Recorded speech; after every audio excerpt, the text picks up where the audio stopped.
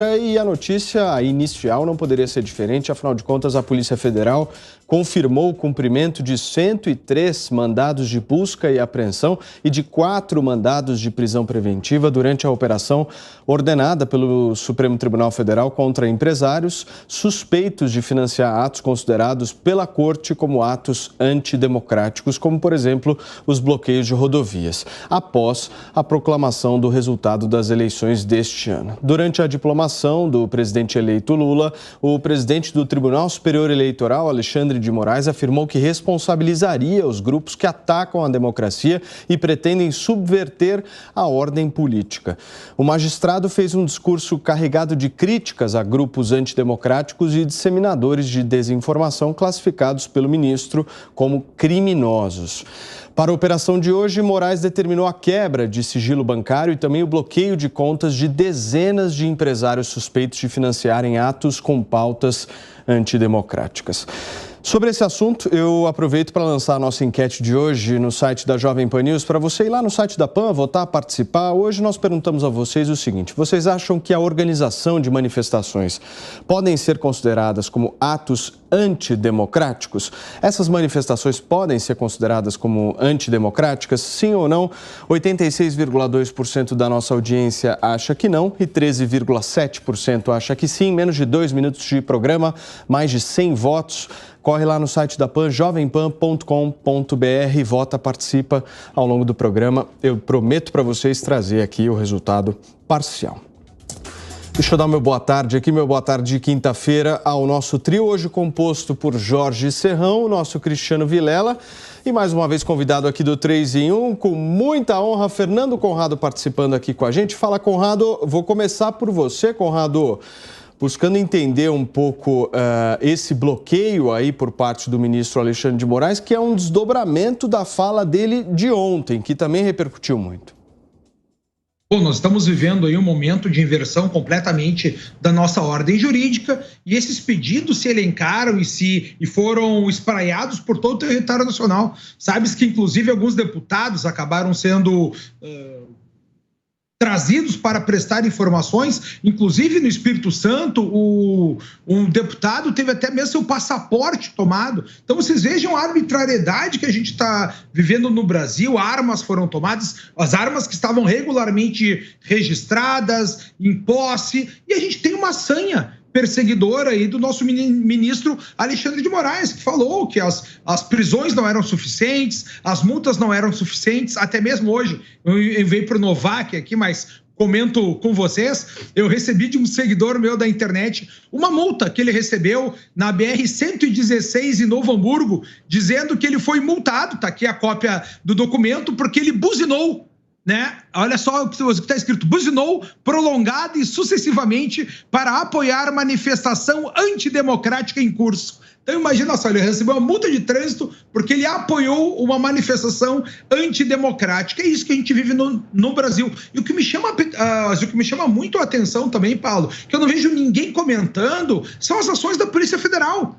Porque a Polícia Federal é um órgão subalterno ao nosso Ministério da Justiça. E o nosso Ministério da Justiça, que é um órgão do Executivo, ele tem por função fazer essa sua competência enquanto um órgão da administração pública federal direta, a defesa da ordem jurídica, a defesa dos direitos políticos, a defesa das garantias constitucionais, e a gente não está vendo ele agir. A gente teve, durante todo esse período do presidente Bolsonaro, 2 ministros da Justiça, que eu não quero usar um termo pejorativo, que nem bunda mole, mas medrosos, né? Durante a própria pandemia, a gente viu prisões ilegais, a gente viu lojas sendo soldadas, a gente viu pessoas presas nos parques, nas praças, e o silêncio total daquele que era o nosso ministro da Justiça, o Sérgio Moro. E agora com o Anderson Torres não me parece diferente, né? Não vejo ele agir de nenhuma forma, tomar nenhuma providência. A Polícia Federal continua fazendo sua função, né? Que é respeitar as decisões da nossa justiça de forma de apoio, e a gente está vivendo só uma sucessão de atos ilegais sendo corroborados no Brasil todo, não só pela Polícia Federal, mas também, já diante desse silêncio, pelo nosso Ministério da Justiça. Eu quero saber onde é que nós vamos acabar com tudo isso, porque no momento que nós temos uma perseguição tão feroz e permanente, como falou o ministro Alexandre de Moraes no seu discurso na diplomação do futuro presidente Lula, eu quero saber onde é que nós vamos acabar. Porque se não for dada uma espécie de saída para o cidadão, nós podemos chegar num momento ainda mais grave, porque daqui a pouco vai ter algum psicopata patriota no Brasil tomando ações cada mais virulentas contra as autoridades. Nós vimos já uns atos malucos aí do Roberto Jefferson, que quando foi tido lá sua prisão ilegal, acabou atirando contra os policiais. Vocês entendem o nível de preocupação que a gente tem que levantar no Brasil? São sequências de atos ilegais que tem uma escalada e parece que a escalada não tem fim, Paulo. Essas investigações de hoje miraram, além dos manifestantes, também parlamentares, inclusive do Espírito Santo. Saudações, meus amigos, meus amados haters. O momento brasileiro é extremamente assustador, é apavorante esse tipo de situação. Quando você vê que se perde o controle da atividade política, quando você vê a criminalização da política combinada com a realização da política pelo poder que não tem a atribuição originária de fazer política, que é o poder judiciário. A coisa fica muito feia, o bagulho fica doido, como dizem lá no meio do tráfico no Rio de Janeiro. Então, é assustador quando você vê a presidente da Comissão de Constituição e Justiça da Câmara dos Deputados, Bia Kicis, ter que vir a público admitir que ela pode ser presa ou perder o mandato e que esse tipo de punição também pode ser aplicada não só para ela, mas também para o presidente Jair Bolsonaro, para o candidato a vice na chapa, General Braga Neto, o senador Magno Malta, que foi eleito, e vários outros parlamentares eleitos ou que já têm mandato. Ou seja, fica claro o desrespeito à atividade parlamentar, ao direito de fazer política. A política tem dois componentes básicos, vou lembrar sempre. É o componente da combatividade e o componente da conciliação. Infelizmente, o outro lado, que não tem legitimidade para fazer política, está agindo só com a combatividade e exagerando até num certo abuso de poder. E o lado que tem que fazer política está sendo coagido, está começando a ficar com medo, já demonstra que tem medo da repressão que está acontecendo e que pode se acirrar ainda mais. Então, esse não é o modelo ideal que nós queremos para o Brasil.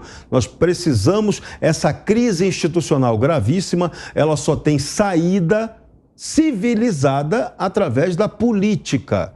Se for ignorada a atividade política, nós vamos mergulhar na barbárie. E aí, o resultado é incerto e perigoso. Cristiano, pegando um gancho nessa fala do Serrão, que saída política nós teríamos pela frente? Boa tarde, Paulo. Boa tarde, Serrão, Conrado e a todos vocês que acompanham o 3 em 1 aqui na Jovem Pan. Olha, eu concordo totalmente com a fala do Serrão quando ele coloca que a saída é a política. Nós estamos vivendo no Brasil, nos últimos tempos, uma era de extremos, uma era de atropelos institucionais, e isso não faz bem para o país.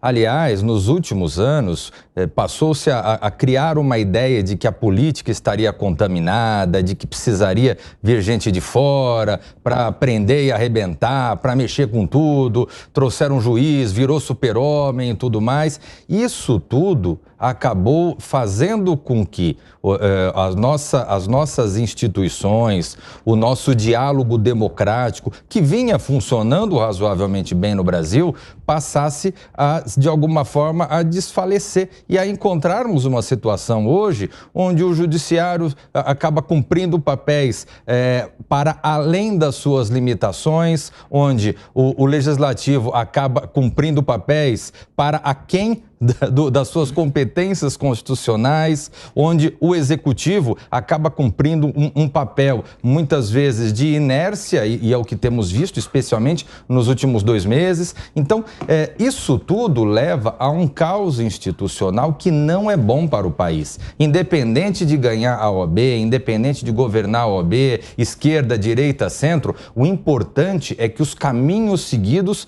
sejam sempre os caminhos constitucionais.